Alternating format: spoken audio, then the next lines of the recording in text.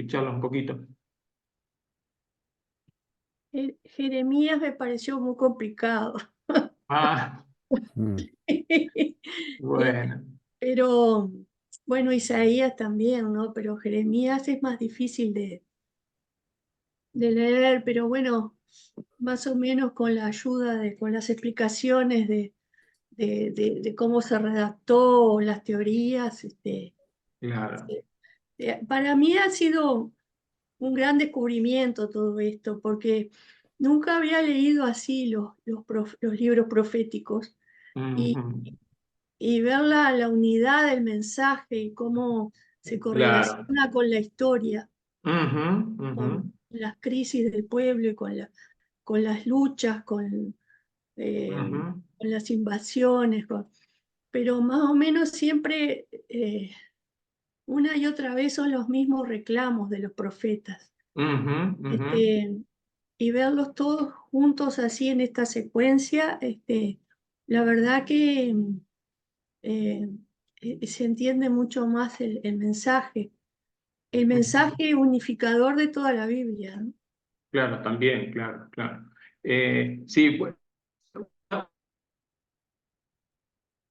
una de las razones por las cuales yo prefiero ir viendo los profetas de acuerdo a su época es porque hay que verlo en el contexto de su tiempo, digamos, de lo que estaba pasando en ese momento, en los imperios, en las situaciones sociopolíticas, culturales, económicas, ¿no? Entonces, por eso. Ahora, es verdad, esto que vos es muy importante, María Luz, la mayoría, especialmente Jeremías, pero Isaías también, que son colecciones muy grandes de textos, son colecciones de textos, o sea, no son libros escritos así como una novela de un tirón o son colecciones de mensajes, digamos, eso llevó muchísimo tiempo hasta que llegó a tener la forma final como lo conocemos ahora, ¿no?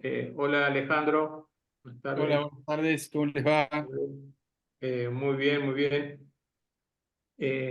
Entonces, esto que vos decís es muy importante para entender la mayoría de los profetas, especialmente estos grandes profetas como Isaías, Jeremías, Ezequiel, son colecciones que se fueron, digamos, juntando en diferentes épocas. El ejemplo de Isaías es también muy claro porque responde a época totalmente diferente. Uno del siglo octavo, la primera parte, este segundo Isaías a la época del exilio, 200 años después, y una tercera parte, el tercer Isaías, el post-exilio, ¿no? Sí, son colecciones que provienen de épocas totalmente diferentes. Entonces, cuando uno lee el libro, o sea, tiene que saber esto porque eso le hace dar más sentido al texto, digamos.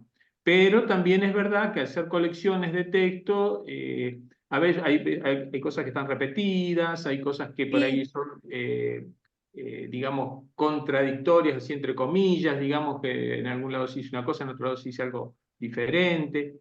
Entonces eso cuesta un poquito, sobre todo los grandes profetas. Pero casi todos los profetas son colecciones de textos que se fueron juntando, que después se fueron seleccionando, clasificando, ordenando, editando, y eso sucesivamente por varias generaciones hasta que llegó a tener su forma definitiva la colección de los profetas allá por el siglo segundo antes de Cristo, digamos, ¿no? O sea fíjense que así a llegar a tener como los tenemos ahora como canonizados y en la forma como los conocemos nosotros, llevó mucho tiempo. Y esos textos se fueron leyendo de diferente manera de acuerdo a su época también, ¿no?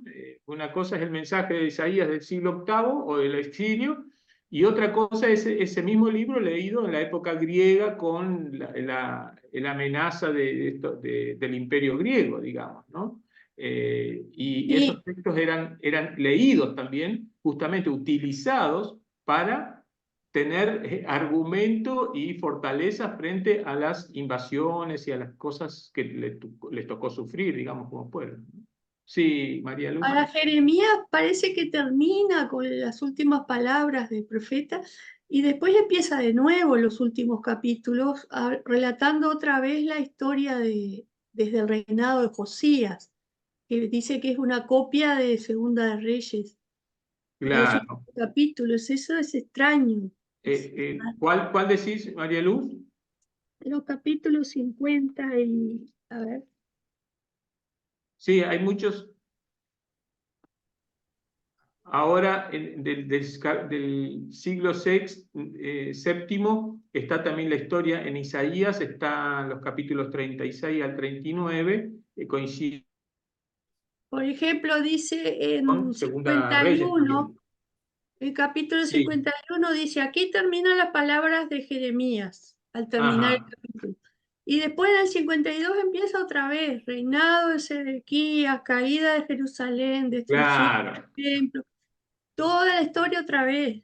sí, es verdad. Bueno, eso muestra, El esto que vos último decís, capítulo, sí, esto muestra que es justamente que esos capítulos son como, digamos, epílogos allí de la obra, de cómo se fue juntando, y son como apéndices, acá le ponen apéndices, digamos, ¿no? El último capítulo, agregan cosas. Eso ha pasado porque como son libros antiguos, han pasado por ediciones, por sucesivas ediciones y redacciones, digamos. Y los escribas que hacían eso también agregaban a veces textos que correspondían. Un caso bastante conocido que tiene que ver con el segundo Isaías, que por ejemplo los 4 poemas del siervo sufriente del Señor se cree que son como fueron engarzados en la obra después de estar terminada la obra, digamos, ¿no? Entonces, bueno, entonces eso hace que si uno lee y aísla esos pasajes, se da cuenta que el texto tiene continuidad y eso. Así que son cosas, es verdad esto, María Luz, que me alegro que lo puedas darte cuenta y que también lo comentes acá, porque esa es la complejidad que tienen los textos, sobre todo los textos proféticos, porque son colecciones, los otros libros también, ¿no? En el Pentateuco también hay libros que son colecciones también de texto, los códigos legales y todo, que después son metidos dentro de un relato, digamos, ¿no? Y eso hace que un poco se complejice el asunto. Entonces, por eso hay que, este es el argumento, ¿eh? Porque hay que estudiar un poco más, uno tiene que profundizar un poco más si uno quiere leer obras tan grandes y tan densas como el libro de Jeremías y de Isaías y Ezequiel.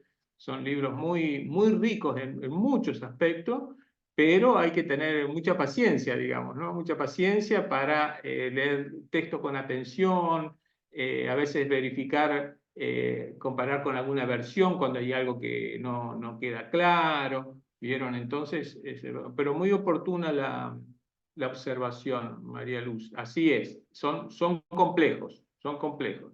Entonces, lo que muchas veces se hace es, bueno, cuando se predica también se elige un pasaje, un texto, capítulo, y bueno, se predica o se explica algo sobre eso y nada más, digamos, o sea, no se hace toda una historia del libro profético, del mensaje. Yo igual, después, sobre esto, los libros, especialmente sobre Jeremías y Habacuc, bueno, sobre Jeremías especialmente, que es más largo, les voy a dar alguna orientación así de algunos textos que son los paradigmáticos de Jeremías para tenerlos en cuenta y que han hecho a su perfil, digamos, también como profeta llorón, que le llamaban, ¿no? Porque justamente se lo considera también el autor de las lamentaciones o por la destrucción de Jerusalén. Vieron que el libro de las Lamentaciones es un libro de cantos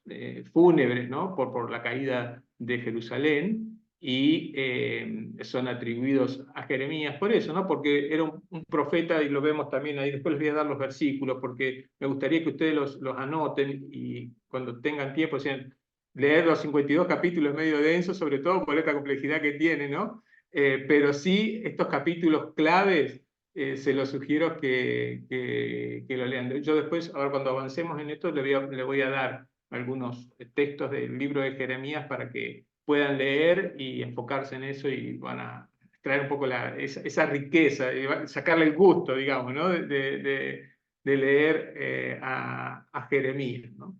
Pero bueno, parte de ese trabajo, como no se puede hacer en clase porque tenemos muy poco tiempo, es el trabajo de los resúmenes de las lecturas, ¿no? En las lecturas está lo básico del contenido, del contenido de los libros, del profeta, de lo que se conoce, ¿no? De la investigación. Entonces, eso es lo básico que es muy importante que ustedes lo puedan manejar.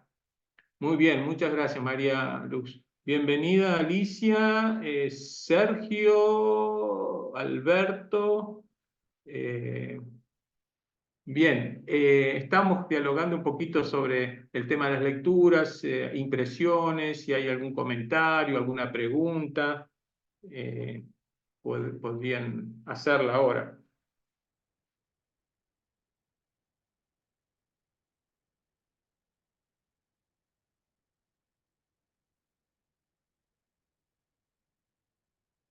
¿Todo claro? No, quería agregar, yo que hice un comentario el otro día, eh, es hablo por mí mismo, ¿no? Muy enriquecedor, muy pertinente el texto de Caselies, o sea, la verdad que al momento de hacer un resumen no encuentro recortes para hacer, porque no tiene desperdicio, ¿no? La verdad que tengo mucha literatura encima y es un libro muy coloquial, muy práctico, por ahí como usted lo expresó hace un momento, y es un libro que no se consigue. Me, Claro. me gustó mucho la lectura y bueno, la recopilación que hace el editor ¿no? Caselies. Y esta última lectura que leímos los profetas, bueno, Jeremías lo detalla tan bien en todo ese punteo que eh, memorizando, entre comillas, o estudiando un poco toda esa síntesis, uno tendría ya un panorama muy amplio del libro de Jeremías, ¿no? Por eso quería recalcar eso nada más. Claro, sí, yo por eso no estoy tan preocupado. Vieron que yo le pedí un resumen breve, pero entiendo esto que muy difícil, sobre todo que le quede para ustedes, para si alguna vez necesitan volver y profundizar esto, trabajar, así que ustedes hagan el resumen como a ustedes les parece. Lo más importante de todo ese resumen es que ustedes después, al final del resumen, separado del resumen, hagan una reflexión aparte como reacción propia, ¿no? A ese contenido, digamos, ¿no? Así que no es tan importante lo largo o corto, ¿no? Pero bueno, me alegro también que estas cosas me sirven también, Sergio, con estos comentarios, ¿no? Para saber cómo les cae la lectura también, ¿no? Porque uno da lectura y dice, bueno, sí, no entiendo el autor, qué sé yo, es muy difícil, o qué sé yo, y entonces es bueno saber. Yo lo considero que también es bien ordenado, así, es sintético también, porque son, no sé, 20, 30 páginas, tiene toda mucha información, y después si uno quiere más, hay más, digamos, ¿no? Hay comentarios específicos sobre Jeremías, sobre los grandes profetas, hay libros enteros, digamos, ¿no? O sea, comentarios para profundizar mucho, ¿no? Así que siempre hay más. Este es como un libro introductorio, ¿no? Y por eso es muy bueno para quien le interesa y después aquel que quiera hacer un trabajo especial sobre ese profeta o eso, le interesa la investigación, lo puede hacer, ¿no? Muy bien. Acá Alicia está poniendo algo en el chat, a ver si lo veo porque no lo estoy viendo. Porque está en la sala de profesores, dice Alicia, por eso no habla el chat. Creo que podemos buscar más en los textos porque es más sintético el autor y va a lo nodal, Cassell, ¿no? El tema de los posteriores es que ya denunciaban mucho de lo que hoy seguimos denunciando. Bueno, sí, esto es lo que hemos visto en algunas clases también, ¿no? Por ahí el mensaje de de los profetas es muy actual, ¿no? Cuando las denuncias de las injusticias, ¿no? Del falso culto a Yahvé, ¿no? Al Dios propio, ¿no? A veces también se denuncia la infidelidad y las infidelidades frente a otros dioses, ¿no? Se van a otros dioses. Entonces aparece toda esta metáfora de la infidelidad, de la prostitución, ¿no? De irse tras otros dioses. Pero gran parte de las denuncias tienen que ver con el falso culto al propio Dios, ¿no? Sobre grandes sacrificios y grandes cosas, pero se pasa a lo fundamental, que es el trabajo por la justicia, la misericordia, la compasión, que es lo más humano, lo más profundo, digamos, de este mensaje de la tradición espiritual, ¿no? De la fe, y que tenemos en los profetas especialmente. Yo por eso se lo he dicho y lo repito bastante, que los profetas son como, le dan esa tónica especial a toda la tradición hebrea, porque después vienen los sacerdotes sadoquitas del segundo templo y van a poner mucho más la impronta que va a quedar marcada en el judaísmo confesional de ahí en adelante, desde el posexilio, desde el segundo templo, mucho más marcado el ritualismo y el legalismo, ¿no? Entonces, para sacudir eso y para que la religión no se vuelva así ritualista y legalista, tenemos el recurso de los profetas, ¿no? Y eso por eso también es tan actual para nosotros, para nuestra tradición cristiana también, ¿no? Ahí dice, sigue diciendo Alicia, ¿no? La conveniencia de entender a Dios en beneficio de los permisos del pueblo y desestimando la empatía y el reconocimiento de todo el sufrimiento que vivió el pueblo acompañado por Dios. Bueno, ahora vamos a ver algo de esto relacionado con la lectura de Habacuc. Que Habacuc, bueno, es un libro breve, así que es menos complejo, porque bueno, tiene 3 capítulos y es más fácil de leer, y entonces tiene sus complejidades, porque es interesante. Una de las cosas que yo quería plantear, porque creo que no estaba tan claro por lo que vi en los comentarios del foro, ¿quién sería el opresor en Habacuc?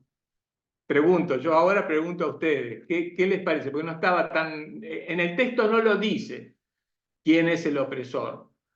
Sí se menciona a los caldeos. Claro, los caldeos, dice, sí. ¿Cómo? Dice los caldeos en el texto, ¿no? No, pero no dicen dice que los caldeos, fíjense Ah, perdón, sí, sí, sí, el opresor en cuanto a la situación que estaba viviendo el pueblo y la denuncia del profeta. claro, ¿quién es ese Claro, opresor? claro, eran los que juzgaban corruptamente. Eh, sí, los que producen la injusticia en general. Gobernantes, ¿Cómo? gobernantes. Parece que lo ubica afuera más bien, ¿no? Yo creo que lo ubica afuera, pero no lo nombra.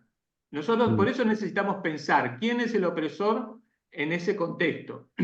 Ustedes recuerden que, y ahora vamos a ver porque así va a ser más sentido, ¿quién es el imperio dominante hegemónico en esa época? En el siglo Asiria. III.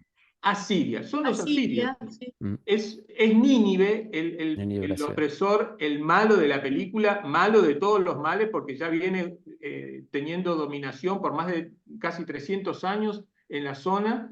Es igual o peor de lo que fue Babilonia después. Vieron que Babilonia quedó como símbolo de la maldad, ciudad sanguinaria, qué sé yo. Bueno, Nínive y los asirios igual o peor, ¿no? Como símbolo de maldad, ¿no? Ahí está también el relato de Jonás, también que lo mandan Sí. a predicar a Siria, a la capital del mal lo mandan a predicar, ¿no? A Nínive. Entonces, digamos, ese malo, digamos, ese opresor, no está nombrado, no se lo acusa directamente. ¿Ustedes qué piensan? ¿Por qué no se lo nombra directamente?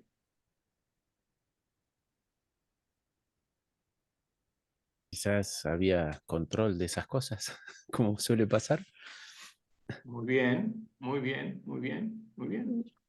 como las canciones de Charly García en la dictadura. Claro, algo así. Muy bien, muy bien. Un lenguaje medio críptico, medio simbólico, alusivo, pero no está nombrado. Sí. O si está nombrado, no está nombrado por su nombre, como pasa en el Apocalipsis, que se habla de la Babilonia, de la gran ramera, pero no dice los romanos. Con el Tiene imperio 7 montes, ¿no? ¿Cómo? Aunque está sobre 7 montes. Sí, pero no está nombrado. O sea, se nombra a Babilonia como símbolo de la maldad, pero Babilonia ya no existe en esa época, digamos, ¿no? En la época del Apocalipsis, de Juan y del primer siglo. Entonces, es un lenguaje, como vos decís, que evita nombrar al opresor, primero porque probablemente están en una situación de persecución y opresión. Entonces no pueden abiertamente denunciarlo con su nombre. Y se denuncia, digamos, con alusiones de las cosas que se hacen, digamos, ¿no? Pero, perdón, ¿eso no cambiaría el perfil de lo que ya hemos visto en cuanto a los profetas?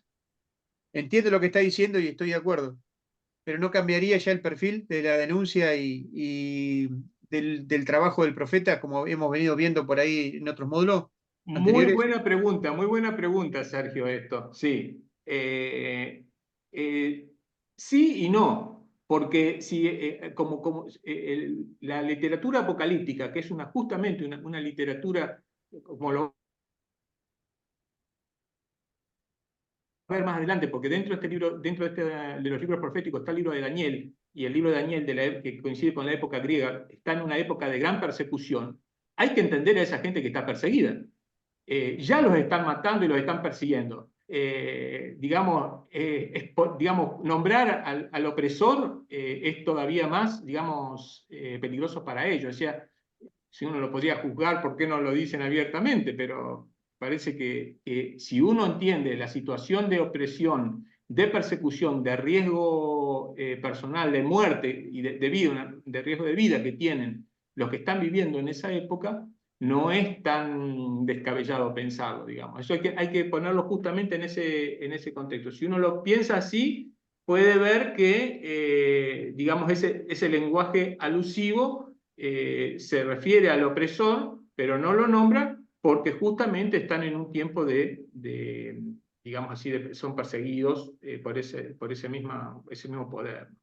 Así que es verdad que en general los profetas, en algunos casos lo nombran, en otros pasajes lo nombran a los opresores. Y acá lo curioso que pone es justamente en el capítulo 1, dice, en versículo 6, yo aquí suscito a los caldeos, un pueblo fogoso, fuerte, que recorre las anchuras de la tierra, ¿no?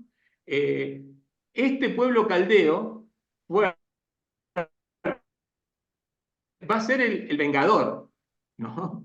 Es otro imperio que en esta época, como ya el imperio asirio está en decadencia, el imperio que va a castigar, el azote de Dios para los asirios va a ser los caldeos, digamos, ¿no? Y ahí sí lo nombra a los caldeos. Así que, digamos, ahí está como, ayuda un poco a estar más claro. Ahora, es verdad también que cuando hay una opresión exterior del imperio omnipresente en todo, porque oprimen en todo sentido, desde de las cuestiones económicas, políticas, incluso hasta religiosas, etc.,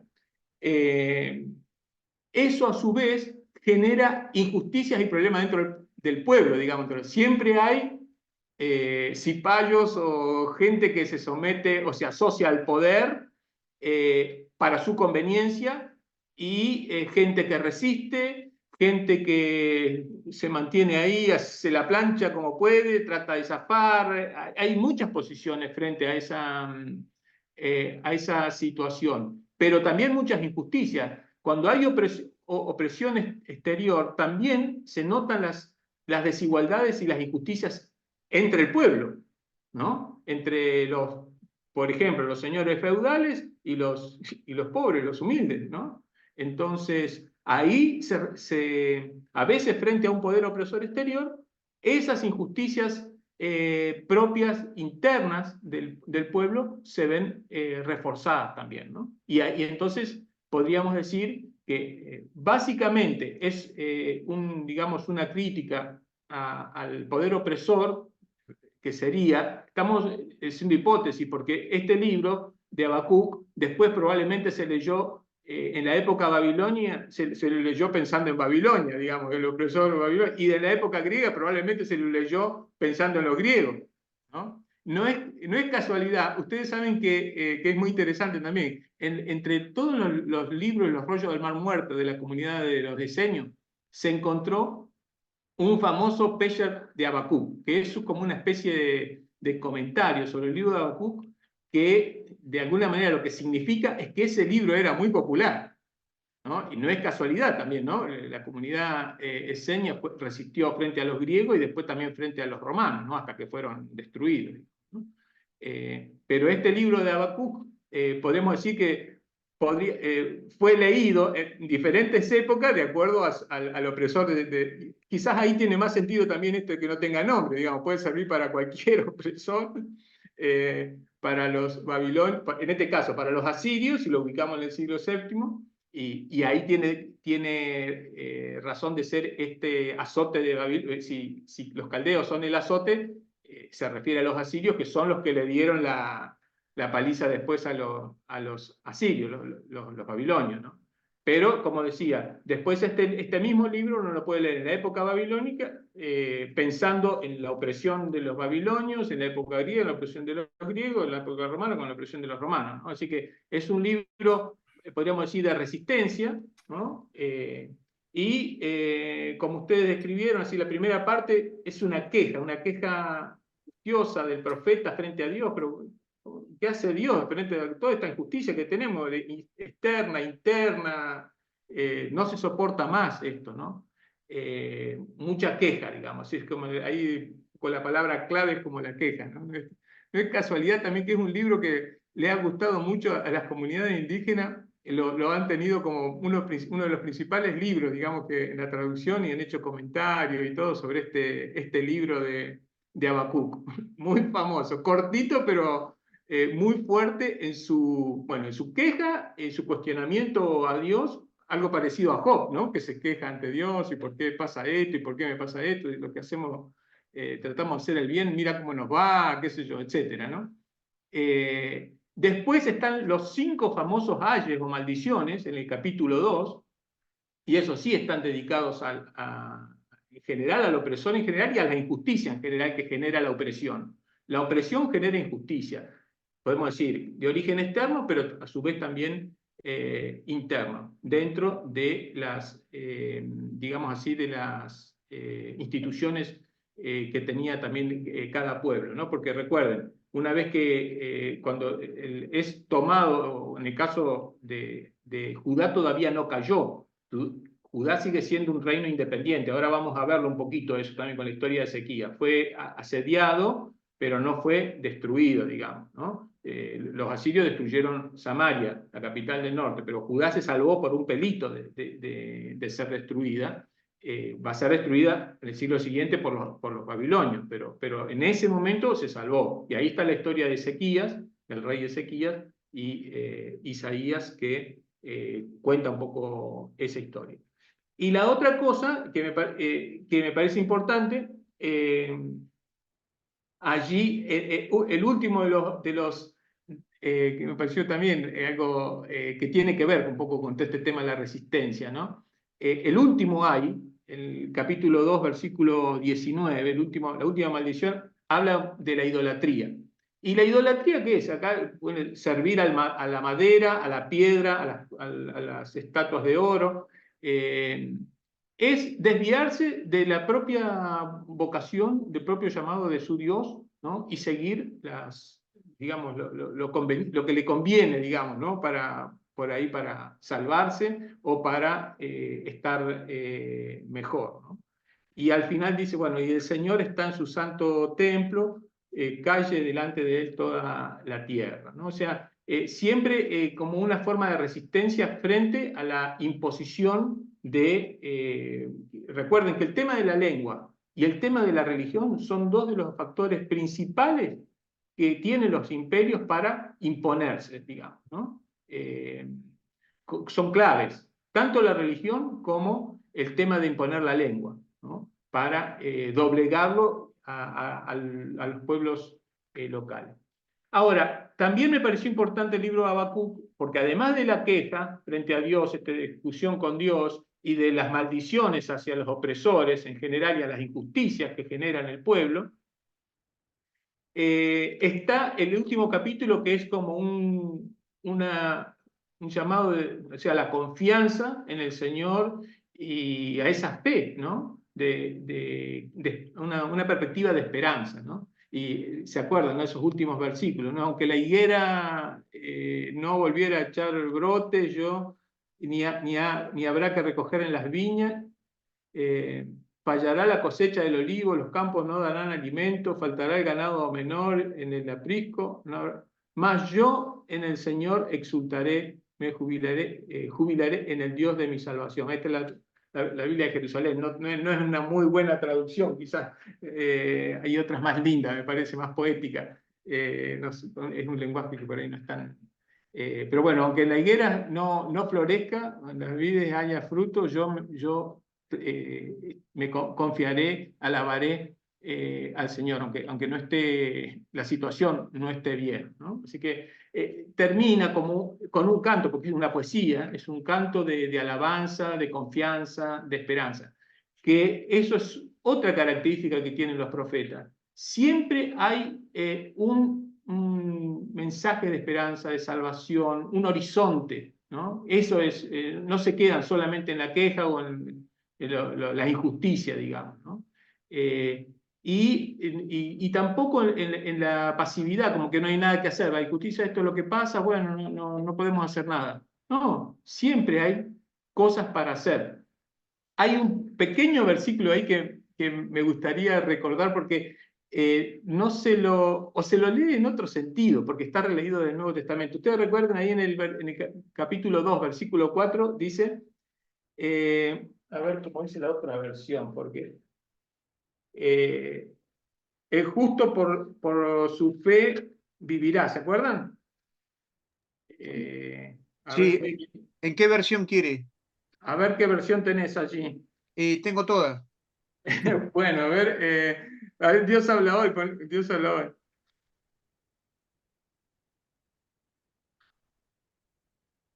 Acá la tengo. Sí. Dice, escribe que los malvados son orgullosos, pero los justos vivirán por su fidelidad a Dios. Sí. La Reina Valera 60, ¿cómo que decía? ¿Tiene la Reina Valera 60 por ahí? Hay que buscar.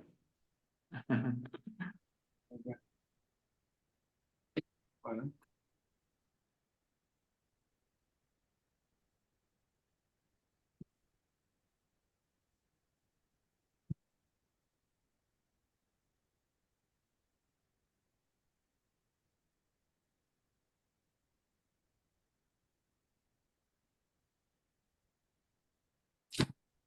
El peregrino dice, aunque no, el ánimo ambicioso fracasará, el inocente por fiarse vivirá. Bueno, sí, ahí ya no me gustó mucho el tema del inocente. Acá habla del justo, el que practica la justicia. Pero vieron que después hay eso está citado en el Nuevo Testamento, en Romanos 1:17, en Gálatas 3 y en Hebreos, como un fortalecimiento digamos así, de la salvación por la fe, digamos, ¿no? El justo por su fe vivirá. Pero, ¿qué significa esto? Si uno lo ve en el contexto que estamos hablando acá de profeta, ¿qué quiere decir? ¿Qué es la fe? No, es el que practica, el justo es el que practica la justicia. O sea, el que practica la justicia, a pesar de estar en un ambiente totalmente adverso y a pesar de correr peligro frente al opresor y a las autoridades, y es fiel practicando esa justicia hasta el final, ese vivirá. O sea, el justo, el que practica la justicia por su fidelidad, por mantenerse en la justicia a pesar de los pesares y de todo lo que tiene que sufrir, y a veces pagar con su propia vida, ese que practica la justicia por su fidelidad a esa práctica de justicia y mantenerla hasta el final, ¿no? Vivirá.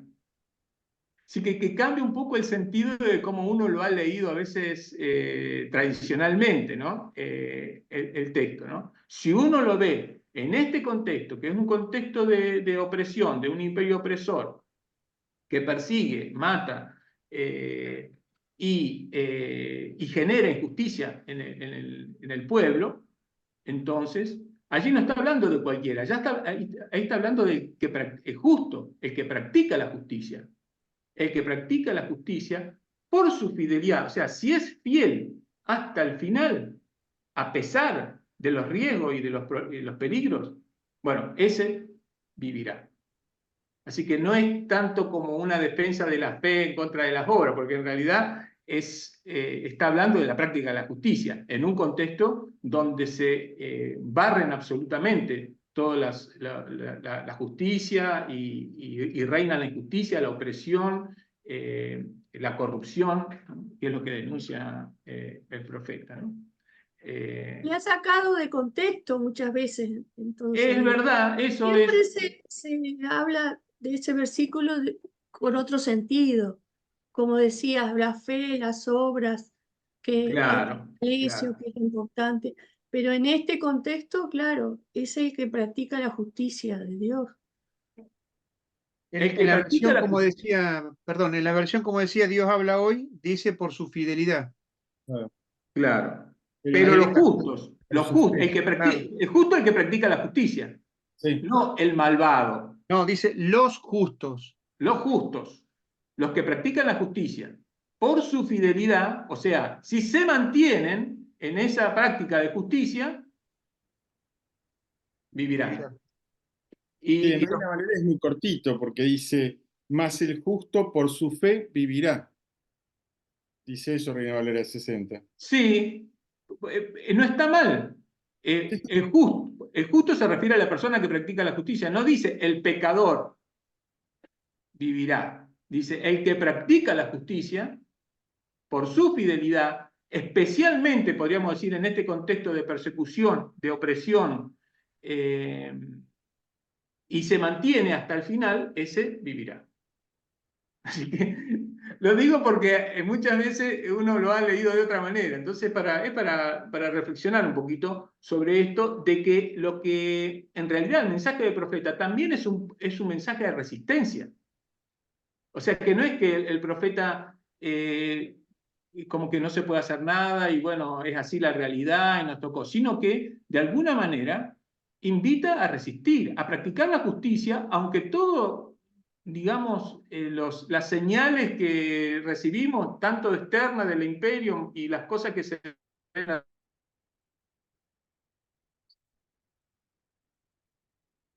sociedad alrededor, vayan para otro lado. Y así tibio, decir, bueno, así es la realidad, esto nos tocó, bueno, no hay nada que hacer, ¿no? Sino, no, hay que practicar la justicia, aunque todo, digamos, salga al revés, aunque seamos perseguidos, corramos peligros, riesgos, ¿no? Este es como el desafío que nos presenta el profeta. Así que bueno, es un pequeño, pero bueno, es para después reflexiones, ¿no? Pero yo lo he visto en varios lugares y como es un texto que es retomado en varios lugares en el Nuevo Testamento, después habría que ver la resonancia que tiene allá, en esos pasajes. Pero acá, en este contexto de opresión, ¿no?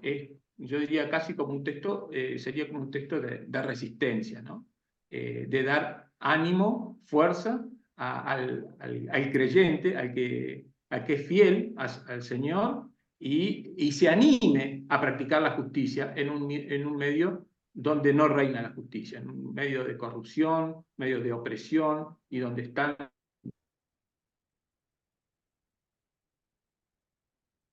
anuladas, digamos, prácticamente de la justicia. Bueno, ese es como un gran mensaje, ¿no? Así que fíjense lo que nos está proponiendo también acá el profeta Habacuc. Bueno, así que este pequeño libro tiene una reserva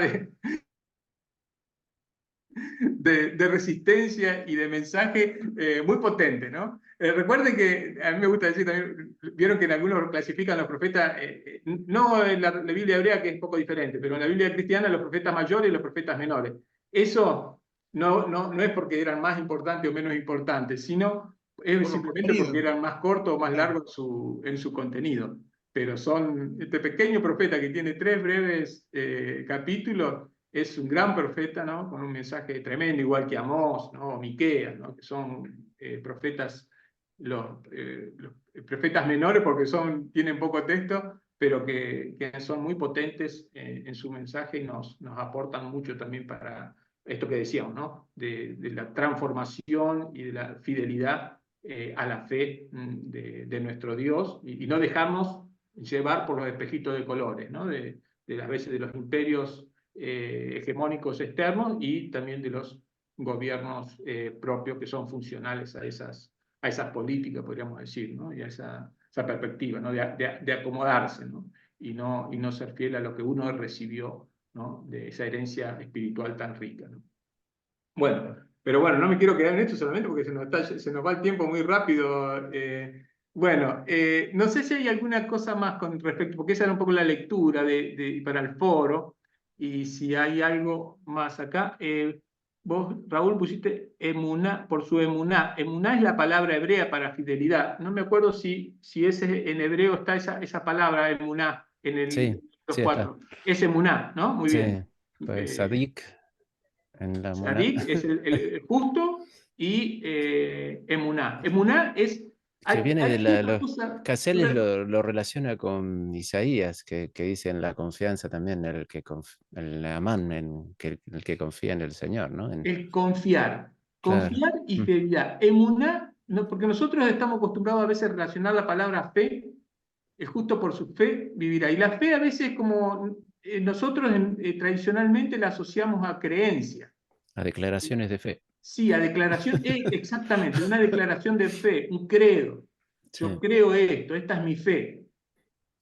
Y básicamente en la Biblia, especialmente en el Antiguo Testamento, esta palabra emuná y otras palabras que tienen esta raíz, tienen que ver con fidelidad y con confianza.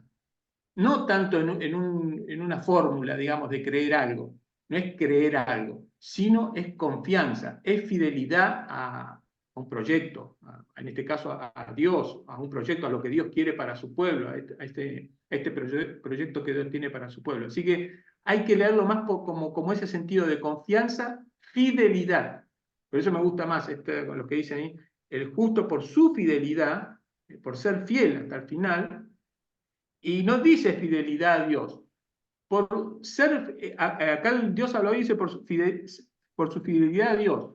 Dice por su fidelidad. O sea, por ser justo, por practicar la justicia y ser fiel en eso, en un contexto totalmente adverso. Eso es lo que lo va a salvar, lo que lo va a llevar a la vida. Porque si no, si uno pone ahí, fidelidad a Dios es como ya le pone un poco el matiz religioso, si va al templo, no sé, y acá está hablando de la justicia, no está hablando del culto o del ritual, si hay sacrificio, si hay un canto, no sé,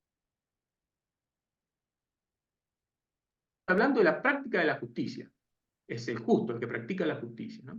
Así que bueno, perdón, creo que Alejandro, no sé si nos Sí, alejamos mucho o Sergio había pedido la... No no, sé si se me corta a mí no o es, sé, se te corta, Samuel. o es general.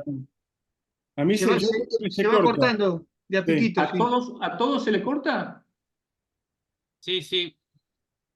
Bueno, yo tengo buena señal acá.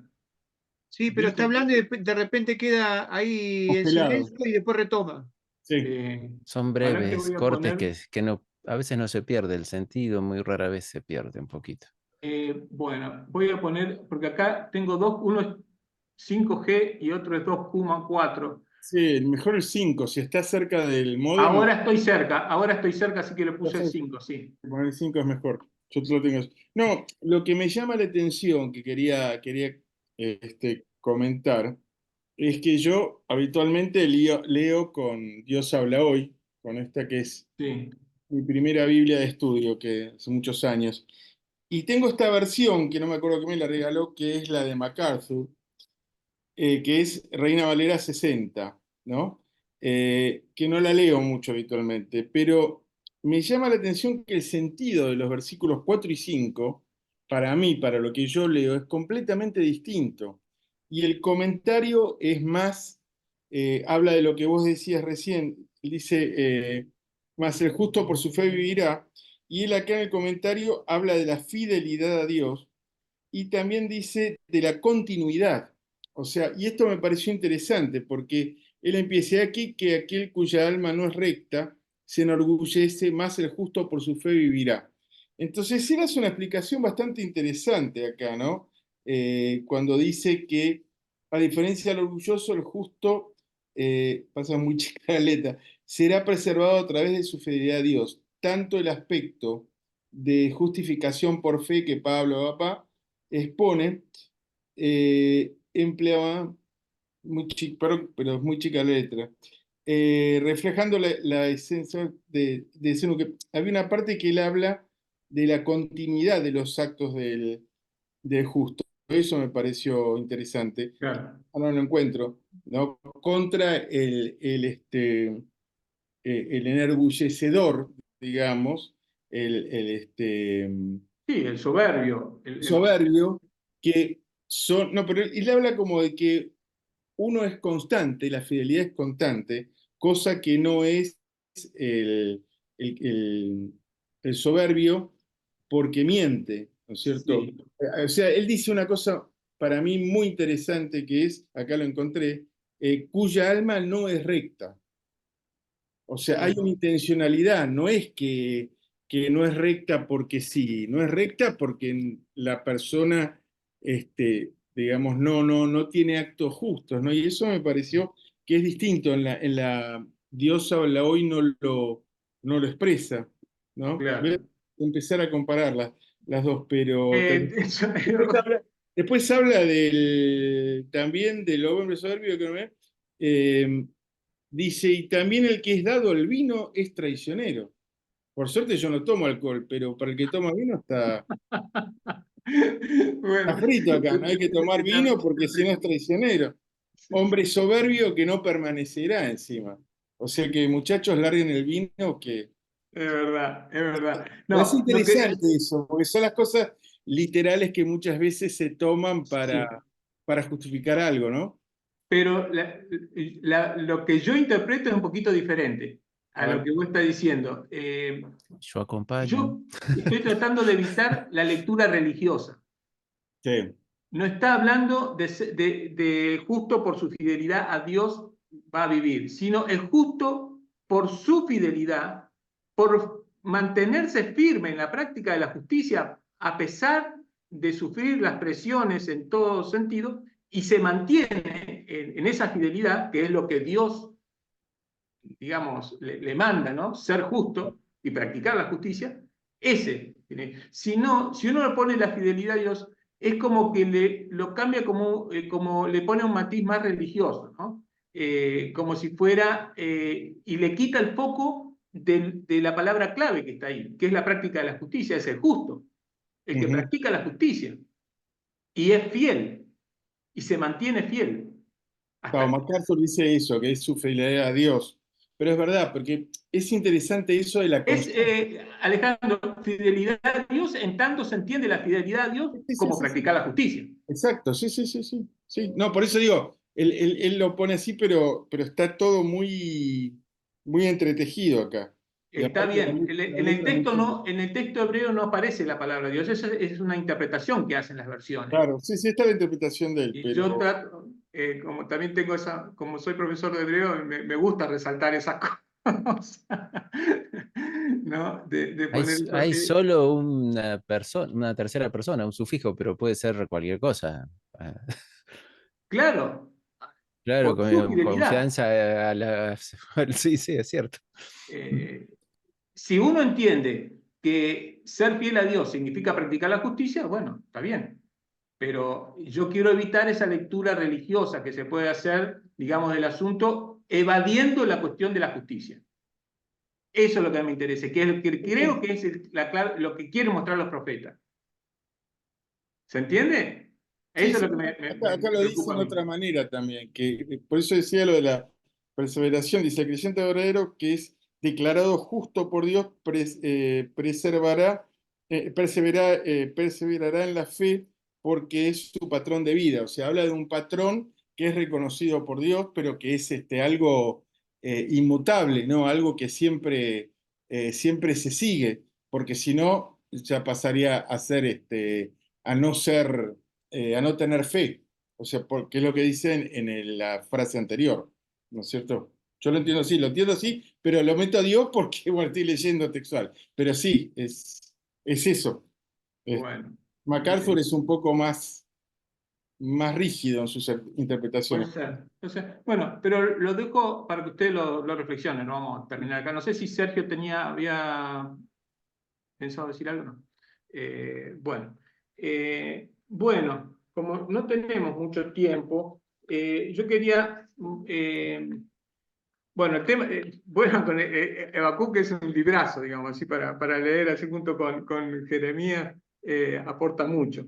Entonces, recordar, quería, en el siglo VII, digamos, que estamos hablando en este contexto, hay quiero enfocar dos cosas así breves. Una, para que ustedes recuerden, porque lo mencionan en los textos y también creo que algo sale también en el comentario de Cassel. Está marcado el siglo VII primero en relación a Judá, porque el reino del norte de Israel ya cayó en el siglo VIII. Es la invasión de Sennacherib en el año 701 que puso en jaque a Jerusalén y a Judá. Había tomado las principales ciudades de Judá y estaba sitiando la ciudad de Jerusalén. Ahí hay una serie de relatos que yo se los recomiendo que los puedan leer. Están en Segunda Reyes del 18 al 20, capítulo 18 al 20, y en Isaías 36 al 39. Está contado toda esa situación dramática y tremenda que pasa Judá frente al imperio hegemónico, los asirios, y que por vaya a saber qué razón finalmente no cae en ese momento, pero hay idas y vueltas, el rey dice que va a cumplir y después no cumple, entonces tiene que negociar de nuevo, etc. Y bueno, por muy poco le perdonan la vida y no cae. Y después hay una situación también una situación personal del rey Ezequías, que cae enfermo, y bueno, y en medio de todo eso busca a Dios, y ahí está la relación con el profeta Isaías también, que es el que le aconseja y que finalmente le prolonga la vida, digamos, ¿no? En ese momento dramático. Así que hay dos elementos allí que me gustaría destacar. Esa cuestión de la invasión y del peligro inminente de caer, ¿no? Porque habían caído tantos reinos y ciudades importantes, ¿por qué no iba a caer Judá, digamos, ¿no? Se salvó por un pelito en ese momento. Va a caer recién el siglo siguiente con los babilonios, ¿no? Y después la situación de enfermedad también que pone en jaque también el proyecto así de la subsistencia del reino de Judá. Y esa historia es como, vieron que a veces hay historias que no se conocen mucho, pero hay otras historias que están son más conocidas en la Biblia porque tienen más textos, se cuentan más, están contadas en dos libros diferentes, acá en el libro de Segunda Reyes, 18 al 20, y tiene varios capítulos también en el libro de Isaías. Así que esa historia de la invasión de Sennacherib y de la enfermedad de Ezequías y esta situación tembladeral dramática, se las recomiendo para que lo... Gracias, María Luz, que puso ahí los textos también. Después, en este siglo, quería remarcar otro elemento también que es muy importante para leer los profetas en su propio contexto, digamos, que a partir del año 640 a.C., asume como rey el rey Josías, el rey niño, digamos, ¿no? Habrá sido con tutores, supongo, ¿no? Como, tiene que imaginarse cómo es que asumió un rey niño y gobernaba a través de sus tutores, etcétera, hasta que fue adulto, pero que gobernó muchos años hasta el final hasta que cae Asiria, digamos, prácticamente, ¿no? Hasta el 609, por ahí, 610. Y lo importante, ahí también le pido que se fijen en Segunda Reyes 22 y 23, está contada la historia de esta reforma, digamos, del rey Josías, y la importancia que eso tiene para la tradición del pueblo de Israel. Aunque ya está en una época final, digamos, ya digamos, falta poco tiempo para la caída de Jerusalén, digamos, pero esta reforma, esta centralización del culto, esta vuelta a Yahvé, y otra cosa, digamos, relevante que yo diría también en ese contexto, es que esta vuelta a Yahvé y esta revalorización de la tradición viene de mano de una profetisa, Hulda, ¿no? Consulta Isaías, en ese mismo pasaje que yo le estoy pasando acá, Segunda Reyes 22, 23, está contada esa historia de Sí. cómo, refaccionando el templo, encuentran un libro, digamos, algunos creen que es el libro de Deuteronomio, ¿no? O de Deuteronomista, y a partir de ahí, y a partir de ese descubrimiento y de la profecía de Hulda, esta profetisa, se produce una renovación espiritual en el pueblo de Israel, una vuelta al Señor, digamos, ¿no? Una reforma, podemos decir, religiosa y política. Recuerden que en aquella época no estaba dividido el tema político y religioso, estaba todo mezclado, digamos. Hoy nosotros ponemos énfasis en la separación de la iglesia y del Estado, ¿no? En esa época lo político estaba siempre muy relacionado con lo religioso. Entonces, una vuelta al Señor, se festeja la Pascua después de no sé cuánto tiempo que se habían olvidado, y hay una vuelta a recuperar las tradiciones. Hay una reforma política también de centralización del culto en Jerusalén y de anular los lugares altos y otros lugares de adoración fuera de Jerusalén, para que, digamos, reforzar esa reforma. Así que siempre estas reformas hay que ver, tienen un aspecto, podríamos decir, religioso, de vuelta a Yahvé, al Señor, digamos, por parte del pueblo, y a su vez siempre tienen algún componente político, como es en este caso la centralización del culto, ¿no? Que es lo que es, digamos, tiene su correlato en, digamos, ser fiel al único Dios y poner, de manera de organización política, poner un único lugar de culto, digamos, que es el templo de Jerusalén, y no otros lugares, ¿no? Que le hagan competencia, digamos, eso, digamos, después tiene diferentes connotaciones, ¿no? Para el desarrollo de la fe y las tradiciones, ¿no? Pero en este caso, la reforma de Josías fue una reforma importante en una etapa. Es verdad que el rey, en este caso Josías, tuvo fuerza también porque Asiria ya estaba en su época de declinación, y el gobierno de Josías se fortaleció y logró hacer estas reformas de tal manera que, digamos, le salió bien, digamos, como para fortalecer su gobierno y a su vez para recuperar sus tradiciones y fortalecerse frente a las influencias foráneas, ¿no? Los vecinos y del imperio hegemónico. El imperio hegemónico está en declinación, pero sigue manteniendo su influencia. Y las influencias también de los cultos locales también siempre fueron omnipresentes, estuvieron siempre presentes y siempre fueron una tentación y siempre fueron una piedra de tropiezo para el pueblo de Israel, ¿no? Así que es como un desafío permanente, ¿no? A ser fiel, ¿no? A su propia fe, a su propia tradición, a la herencia que Dios les dio,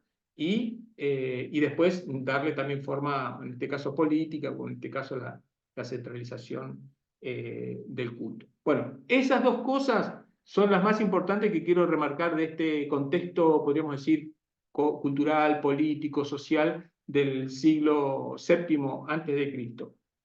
Y ya vimos lo de Habacuc. Lo que me gustaría, para terminar, es pasarle algunos textos, porque tomen notas, si quieren lo pueden anotar también allí en el chat, de Jeremías, que le había prometido, porque Jeremías, como dijo María Luz, es un libro complejo, largo, pero hay algunos textos que son imperdibles y que se los sugiero para leer y leerlos con atención. El capítulo 1, donde está la vocación del profeta. Vieron, casi todos los profetas tienen un relato de vocación, donde Dios los llama de alguna manera, a veces más llamativa, con una visión, o a veces no, pero la vocación del profeta allí en el capítulo 1 de Jeremías es un relato muy lindo de cómo Dios lo llama y cómo él también no se siente capaz, bueno, no sé hablar, no puedo, qué sé yo, como nos pasa a muchos de nosotros, ¿no? No puedo, no sé, qué sé yo, y hasta que, ¿no?, el Señor lo convence de agarrar, digamos, ¿no?, el llamado, digamos, ¿no? El capítulo 2 es un excelente resumen de toda la teología del libro de Jeremías, así que también se lo recomiendo, el capítulo 2 del libro de Jeremías, que es un poquito largo, tiene, a ver, sí, bueno, 37 versículos, pero es un excelente, digamos, resumen de la teología, así, del pensamiento del profeta Jeremías. Son con los primeros sermones y mensajes donde se critica generalmente la infidelidad del pueblo de Israel, que es lo que hacen la mayoría de los profetas, ¿no? Critican la infidelidad. Entonces, capítulo 1, la vocación del profeta, ¿no?, en el tiempo de Josías, y el capítulo 2, que es el resumen de la teología del libro de Jeremías. El capítulo 20, en varios lugares hay confesiones del profeta, pero el capítulo 20, del versículo 7 hasta el 18, es un texto maravilloso también, de este profeta sensible, ¿no?, al llamado y a su misión, ¿no?, a su ministerio como profeta. Se los recomiendo también. Capítulo 20, del 7 al 18. Le leo los primeros, o si alguno tiene, a ver Dios habló hoy, porque esta de Jerusalén es muy, muy buena para algunas cosas de estudio, pero así la traducción no me gusta mucho. Tiene un lenguaje medio distante, así que no es tan lindo para nosotros. Jeremías 20, del 7 en adelante. Señor, tú me engañaste y yo me dejé engañar. Bueno, ella dice, me has seducido y yo me dejé seducir, ¿no?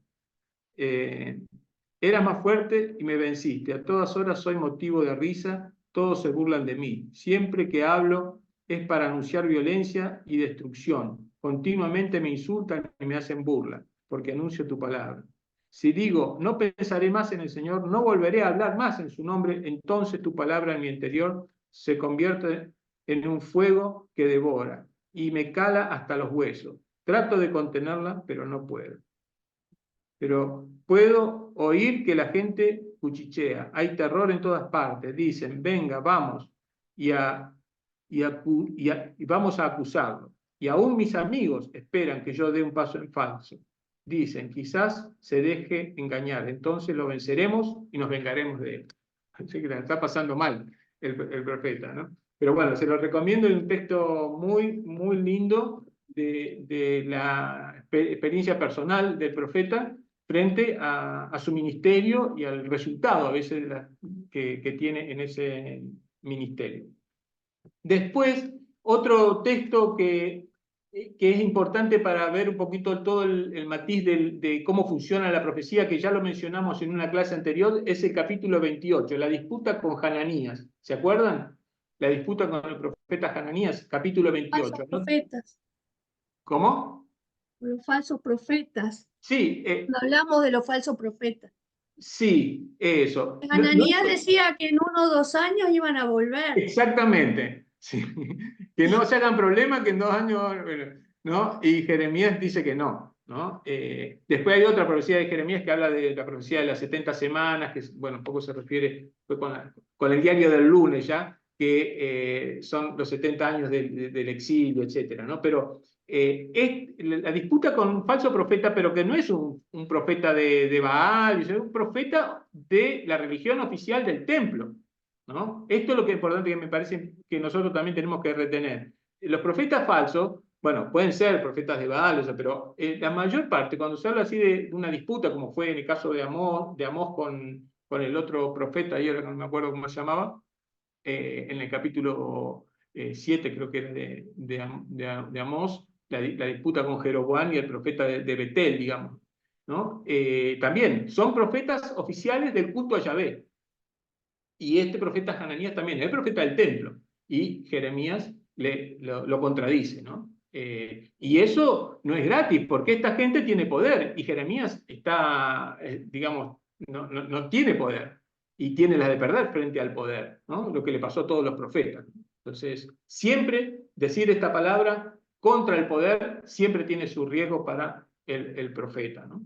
Y bueno, por último, otro pasaje, hay muchos otros, pero el que quizás digamos, representa más toda esta mirada podríamos decir, amorosa de lo que es la alianza de Dios con su pueblo y del pueblo con su Dios, es el pasaje de Jeremías 31, del 31 al 34, que no es tan largo, pero que habla de la nueva alianza. No sé, creo que ustedes lo han escuchado, ese texto es muy conocido, ¿no? 31, del 31 al 34.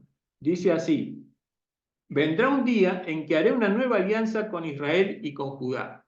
Esta alianza no será como la que hice con sus antepasados cuando los tomé de la mano para sacarlos de Egipto, porque ellos quebrantaron mi alianza, a pesar de que yo era su dueño. Yo, el Señor, lo afirmo. Esta será la alianza que haré con Israel en aquel tiempo. Pondré mi ley en su corazón y la escribiré en su mente. Ya no en tablas de piedra y en otra cosa, ¿no? Yo, el Señor, yo seré su Dios y ellos serán mi pueblo. Esa es la fórmula de la alianza. Es una fórmula que se repite siempre, digamos, ¿no? Yo seré su Dios y ellos serán mi pueblo. Yo, el Señor, lo afirmo. Ya no será necesario que unos a otros amigos y parientes tengan que instruirse para que me conozcan, porque todos, desde el más grande hasta el más pequeño, me conocerán, y les perdonaré su maldad, y no me acordaré más de sus pecados. Yo, el Señor, lo afirmo. O sea, fíjense que esta búsqueda de autenticidad, de volver el corazón al Señor, pero de verdad, no solamente en ritualismo y en legalismo, sino en compromiso real, en una alianza verdadera, que es cumplir, ¿no?, los mandatos del Señor, ¿no?, que básicamente en los profetas tiene que ver con la práctica de la justicia, con la compasión, con la misericordia, y con la unidad del pueblo frente a digamos, las desviaciones, que son consideradas generalmente como idolatría o desvíos, o la influencia también de los imperios o de los países vecinos, etcétera, que son las tentaciones que tiene el pueblo en este caminar en la tierra que Dios les dio. Pero en estos pasajes tenemos, yo diría casi, son evangelios, ¿no? De alguna manera, ¿no? Estos pasajes como el Jeremías acá de la nueva alianza es un evangelio, muestra una perspectiva del mensaje de la fe de esta manera amorosa. Sobre todo un profeta como Jeremías, que aparece como un personaje tan sensible y tan así dolido, sufrido por la práctica, por cumplir su misión. Fue encarcelado, después tuvo que escaparse a Egipto para salvarse de sus perseguidores. Así que fíjense que no la pasó bien. Y ahí tenemos también los otros relatos, las lamentaciones, que son, digamos, todo ese cantos fúnebres, podemos decir, de lamentos por la caída de Jerusalén, que están atribuidas a Jeremías. En la profecía de Jeremías, ahí aparece también algo en el comentario, tiene como diferentes épocas. Entonces hay oráculos que pueden ser ubicados antes, generalmente, la mayoría antes de la caída de Jerusalén, en el siglo VII, ahí en la época de Josías en adelante, y quizás hay algunos pasajes que sí pueden ser atribuidos a una época posterior, digamos, cuando ya cayó Jerusalén, que el profeta sería como una última parte del profeta, digamos. Eso también, ahí hay que ver bien los contextos, y eso es un poco la complejidad que mencionábamos al principio con María Luz. Bueno, muy bien. ¿Hay alguna pregunta, algún comentario sobre estas cosas? Hasta acá llegamos. Caselli dice algo así como que Jeremías augura una forma de una relación más personal con Dios. Hay algo de eso, ¿no? Sí, sí. Sin perder Aquí, lo comunitario, ¿no? Pero no el individualismo de hoy, digamos, pero sí, no, bueno, hay algunos pasajes que Jeremías y Ezequiel también tienen, bueno, no es tanto la cuestión del individualismo, sino de la claro, responsabilidad. Pero, vieron que dice, bueno, si Sí, como había un dicho, que si los padres comieron uvas agrias, los hijos las van a claro, comer eso. enteras, qué sé yo. No, sí, dice que cada uno va a morir por su pecado, digamos, ¿no? Mm, Eh, Eso es verdad que algunos han hecho una lectura individualista de esto, ¿no? claro, Quizás no es, habría que, de eso también se puede hacer situarlo. una lectura, podríamos decir, colectiva, también no Mm, necesariamente individualista. Creo que la podemos leer de manera individual, pero también lo podemos leer de manera colectiva, de cada generación, digamos, ¿no? Como cada generación es responsable por lo que recibe, digamos, ¿no? Sí, claro. María Luz. eso, sí, eso tenía que ver quizás con que cuando volvieran del exilio en Babilonia, tenían otra oportunidad, a pesar de los pecados de los antepasados, como que podían ser restaurados, ¿no era algo así el mensaje? Ese mensaje de que ya no van a arrastrar el castigo por el pecado de 2 o 3 generaciones anteriores, Muy sino que, bien, y muy porque bien. quizás porque los que volvían de Babilonia no tenían que seguir pagando por los pecados De anteriores, los sino que padres, claro. tenían otra oportunidad. Ujú. Me parece que eso se saca de contexto también, sí. Sí, Hay pero es muchas, una forma también de sacar la culpa, porque antes estaban esas maldiciones para varias generaciones, ¿no? sí, Entonces es un poco sacar esas culpas del pasado y decir, bueno, cada uno tiene que responder por sí mismo, ¿no? Eso Ezequiel en varios pasajes lo pone también, pero justamente quizás tiene que ver con esto que vos decís, María Luz, porque están tratando de hacer un borrón y cuenta nueva, digamos. Están empezando una nueva, especialmente después del exilio o a partir del exilio, va a haber un replanteo total de toda la vida. claro, una nueva Entonces, organización. claro, claro. Entonces, no podemos estar cargando con las culpas del pasado, pero es como una relectura. Pero es verdad también, no sé si Raúl lo ha comentado, pero es verdad que a veces estas cosas se han leído en clave así individualista, como esto es como defensa del individualismo, digamos, ¿no? Y eso hay que tener un poco de cuidado, digamos. Hay que leerlo bien en el contexto y analizarlo en ese contexto. Yo creo que tiene que ver con el llamado a la responsabilidad personal y colectiva, ¿no? Porque cada persona, y sobre todo en la época antigua, las personas no estaba el concepto de persona individuo que tenemos nosotros. Antes era la persona en un clan, ni siquiera en una familia nuclear, era en un clan familiar amplio. Es parte de un ente social mucho más grande, digamos, ¿no? Y no una persona individual que hace lo que quiere fuera de su contexto social, sino que es una persona que pertenece a un grupo y ese grupo tiene una herencia espiritual, en este caso el pueblo de Israel, el pueblo judío, y qué hacemos con eso, ¿no? Como nosotros, ¿no? También recibimos una herencia, pero está bien, esa herencia es individual, puede ser uno la recibe, pero no podemos desconocer que la recibimos como Claro. comunidad, como iglesia, y la han transmitido de generación en generación desde épocas antiguas hasta nuestros días, digamos. Tiene una connotación siempre colectiva, digamos, ¿no? Aunque también podemos, digamos, enfocar también la fe de una experiencia personal, individual, podemos contar eso como experiencias de anécdotas y cosas personales que tenemos, también lo podemos ver desde la perspectiva colectiva, ¿no? Así que bueno, es para trabajarlo juntos, digamos. Muy bien. ¿Algún otro comentario, reacción?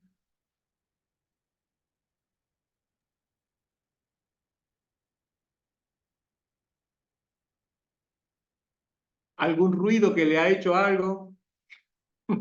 Los actos simbólicos de Jeremías, interesante. ¿Te Esa, acordás, te acordás de alguno? La compra de la tierra, por ejemplo. Ah, Cuando muy bien, yo muy nunca había bien, entendido eso. muy eh, bien. eh, y ahora lo entendí un poco más. Ujú, Cómo Dios le manda a comprar esa parcela de tierra ujú. como para, que es como un mensaje para el futuro, como que a pesar de todo lo que se les viene encima, toda la invasión, Excelente, excelente. la cautividad, todo, ¿por qué en ese momento compraron una parcela de tierra? En Claro, medio de todo lo que está pasando. Y es claro. como un mensaje de esperanza, de decir, bueno, cuando todo esto pase, se Bien, podrá seguir, la vida continúa muy bien. y la multiplicación de la naturaleza y el ser Excelente, humano excelente, María también, Luz. y Excelente. algo así, Sí, hay alguna poesía así, sí, aunque esté todo en negro, yo igual plantaré un árbol, sí, digamos, ¿no? algo así, sí. Algo así, ¿no? Yo Los Martin compraré, Luther King. Aunque compraré, mañana el mundo se compró terminara, con la escritura y todo, quería la escritura y todo de su parcela porque tenía un sueño, ¿no? Un proyecto. Muy, muy lindo, muy, muy bueno, muy oportuno, María, muy, muy atenta, a la lectura, Muy bien. ¿Alguna otra cosa, alguna otra resonancia, algún ruido, algo que digan también los ruidos que les surgen en la lectura o en la clase, etcétera, ¿no? Yo estoy abierto a las observaciones y eso. Yo estoy, no sé si algún otro está viendo una serie que sacó Netflix que se llama Los Elegidos. Y hay si bien es en la época de Cristo, hay ¿Sí? mucha semejanza con lo que hablamos acá y se trabaja acá. Recién, no te quería interrumpir hace un rato, hay todo el tema de Mateo, ¿no es cierto? Por ser recaudador de impuestos y por exprimir, por decir de alguna manera, al pueblo judío, se nota algo que vos decías recién de los que se vendían, cómo le van recordando capítulo a capítulo lo que hacía él en contra del pueblo de Israel. Y es muy interesante, ¿no? Porque si bien hace, digamos, alusión a lo religioso, básicamente hace alusión a cómo se vivía en ese momento, que no era Claro, muy distinto exactamente. no era No, muy distinto a cómo digamos, se vivía en la época de los profetas y cómo se trata el tema de los excelente, profetas. Yo, la verdad que excelente. estoy, hasta mis nietos le hice, a ver, en algún momento, pobrecitos, se aburrieron, pero yo me decía, bueno, ya está, me voy con la tablet, me decía. Pero la verdad que es muy lindo todo es un poco un ensamble de las dos cosas, ¿no? Y No, recién lo que comentaste digamos, de las tres maneras, de la fidelidad, más o menos el no te metas y el agente que se vendía, está muy bien tratado en los diálogos que hay entre los distintos apóstoles, y bueno, está María Magdalena y la muy bien. esposa ay, no, ahora no me puedo acordar de quién. Pero es muy interesante ver la costumbre del pueblo judío. Sí, esto que vos decís, Alejandro, por eso tenían tanta mala fama los recaudadores de impuestos, los Sí, publicanos. O sea, eran judíos que, digamos, explotaban a su gente para el Imperio Romano. Digamos. Eran traidores. Es decir, para ponerle alguna palabra más común, digamos, eran considerados como traidores del pueblo. sí, sí, sí. Jugaban a favor de la opresión del imperio, digamos, ¿no? Pero eran judíos, Saqueo, Mateo, y en general había digamos, una actitud muy negativa frente a esos personajes, porque esas personas se enriquecían personalmente, sus familias y eso, a costa del sufrimiento y de perseguir a la gente humilde, ¿no? Así Sí, que, él dice en un momento, yo tuve mi primera casa a los 13 años. O mm, sea, pero aparte hay toda una discusión entre qué era Jesús. Esa parte es espectacular, porque si era un profeta, ujú, como Juan el Bautista, también se hace mucha alusión al Juan el Bautista, o si era el Mesías. ujú, Entonces, inclusive está la figura, otra figura que está es la de Nicodemo, ¿no es Ujú. cierto? Muy bien hecha, ¿no es cierto? Sí. Cómo lo interroga a Cristo. Yo creo que es una serie que Está eh, bueno, vale la pena verla. A mí está me está bueno. penetrando, pero Está con bueno, todo. está bueno. Muy Y buena. bueno, ustedes tienen acceso a la Biblia también y ustedes tienen elementos para después comparar Claro, ese es el tema. o ver, ¿no? Pero siempre, yo creo que todas estas cosas ayudan, ¿no? El cine ayuda a ver las historias que conocemos y todo por ahí de otra manera o de otro enfoque, a veces no tan religioso, digamos, ¿no? Pero también hay que ponerse en el lugar de la gente en ese momento, ¿no? O sea, cómo veían a Jesús, ¿no? Eso. Ya, yo no sé si lo mencioné Esto, en otros momentos, en los tres evangelios sinópticos está esa pregunta que Jesús hace, ¿quién cree la gente que soy? Le dice a sus ah, discípulos. Y bueno, la mayoría dicen que lo ven como a profeta Elías o que ha resucitado, o algún otro de los profetas, ¿no? Así que, sí, y lo que sí. puso recién Raúl es así. A Mateo lo ponen como autista, pero aparte fóbico. Ajá, Está bueno, siempre con un sí, sí. pañuelito Ajá. refregándose las manos y no quiere saludar y es increíble. El personaje, aparte que está vestido diferente que el resto, ¿no? O sea, está Claro, vestido, se nota la diferencia claro. digamos, Yo por eso digo que el milagro de Zaqueo es el milagro más grande de todo el evangelio, de todo el evangelio. La conversión de Zaqueo. sí, no, Un está muy bueno. rico, esté dispuesto a dar su fortuna, a repartir eso, digamos, es medio increíble. Sí. No se ve muy seguido. ¿Cómo? No se ve muy seguido, No digo. claro, claro, no se ve muy seguido, ¿no? Así que es uno de los milagros, a mí me parece que uno de los milagros más importantes de todo el Evangelio. Sí. Bueno, muy bien. Bueno, cuántas cosas van surgiendo, ¿no? Eh, gracias a todos también por la participación y bueno, estamos en comunicación. Si Dios quiere, para la semana que viene seguimos, que es un tema clave también, que es la época del exilio, los profetas del exilio, segundo Isaías y Ezequiel. Esta etapa es el punto de inflexión de la historia del pueblo de Israel. Esto, digamos, hay que tomarlo en esa dimensión porque después del exilio empieza otra historia, digamos, un poco empieza el judaísmo confesional y entonces cambia así de manera bastante grande todo lo que es la tradición, hay como se reinventa de alguna manera el pueblo judío, su teología, su forma de pensar, etc. Aparecen otras cosas nuevas, digamos. Entonces hay que ver ese contexto y estos grandes profetas como el segundo Isaías 40-55 y Ezequiel van a ser claves en la imaginación de un mundo nuevo, de una esperanza. En el medio del sufrimiento, un horizonte de esperanza. Es lo que traen estos profetas. Cuando todo el andamiaje político, religioso se vino abajo, y han perdido su tierra, han perdido el templo, no saben dónde está Dios, porque Dios estaba asociado al templo, digamos, así que ahora no saben ni dónde está Dios.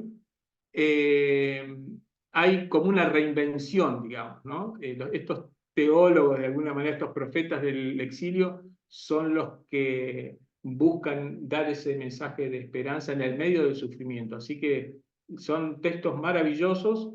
Lean, bueno, yo después también le voy a dar alguna orientación de texto, hay algunos que tenemos allí para el foro también para leer, y también seguramente en la lectura surgen nuevos textos, así que lean con atención porque esta etapa del exilio es un punto de inflexión, es el punto de inflexión de la historia del pueblo de Israel y el comienzo de una nueva etapa, y entonces estos profetas son como fundamentales para la imaginación, ¿no? De esos proyectos que están por venir, ¿no? Pensando que están anunciados en el medio del exilio, no están cumplidos todavía los proyectos.